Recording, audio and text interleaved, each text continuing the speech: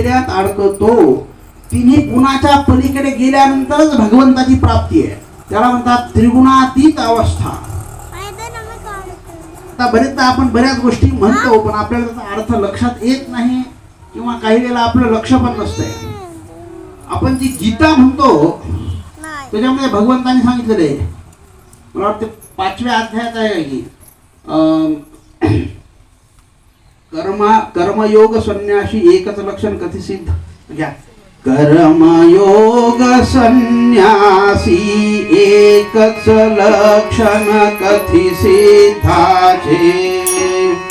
समदृष्टीने ब्रह्मी रंगले साचे कृतकृत्याचे. पंचम अध्यायात साधायास योग अभ्यास. 6व्या माझी कथी हरी सौख्याचा संसार नाही. ह्या कडव्यात नाहीये, 14व्या अध्यायाच्या कडव्यात आहे. बरोबर. तो क्षेत्रज्ञ क्षेत्र योग कथिले 13व्यात.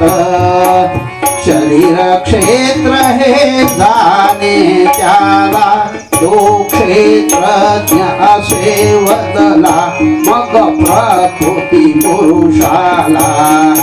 14व्यात त्रिगुण वृत्तांत गुणातीत ते माझे परी सौख्याचा संसार करी.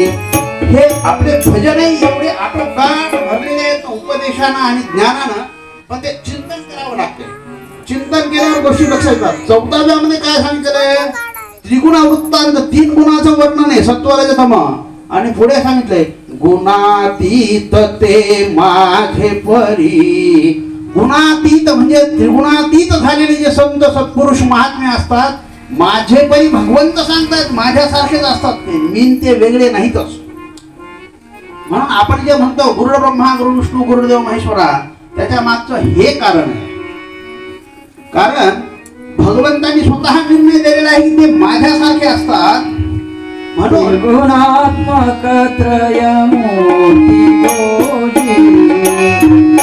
गुणात्मक त्रयमूर्ती गोजी. काशायंबर रजतमसती एकची होती. रजतमसती एकची होती. दादी अनंतात तुझी दत्ता.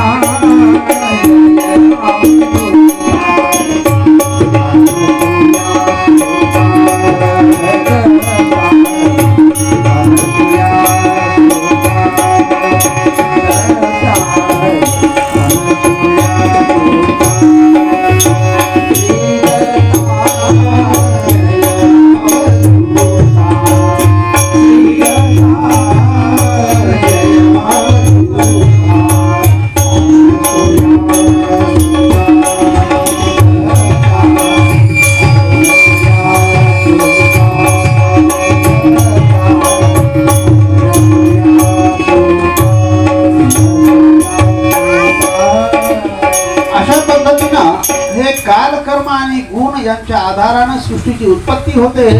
आणि आपण मोक्ष मुक्ती भगवत प्राप्ती हे जे सगळे शब्द वापरतो, त्रिगुणातीत होणं, हे एकाच अर्थाचे शब्द आहेत. हे एकाच अर्थाचे शब्द आहेत. तसं मग त्या कालकर्म गुणाच्या अनुसार सृष्टीची उत्पत्ती